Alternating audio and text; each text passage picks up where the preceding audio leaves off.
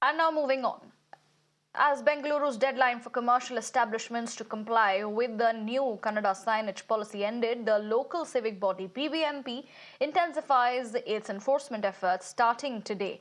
The BBMP will take strict action against shops that have not complied with the directive, with establishment running the risk of suspension of trade licenses. Let us tell you that this policy mandates at least 60% of signboard content to be in Kannada under threat of license cancellation for non-compliance.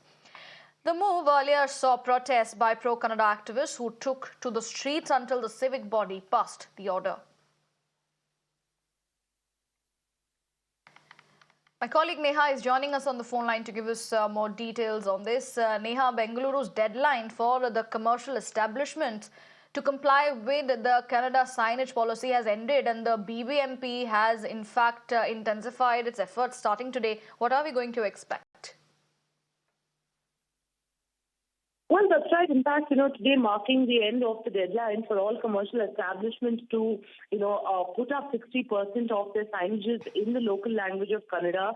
The BBMP has, of course, taken up a drive already to try and intensify, the need for this. Remember, it was only a couple of weeks ago that we saw pro-Kannada activists in the state of Karnataka going on an absolute rampage, taking law into their own hands, largely to establish that, the demand for Kannada signboards is still loud.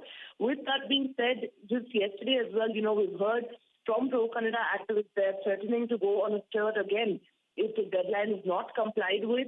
And in fact, moreover, they've also said that they would take up a fierce agitation and people not give them an opportunity to tear down the signboards. Of course, several statements like this being made.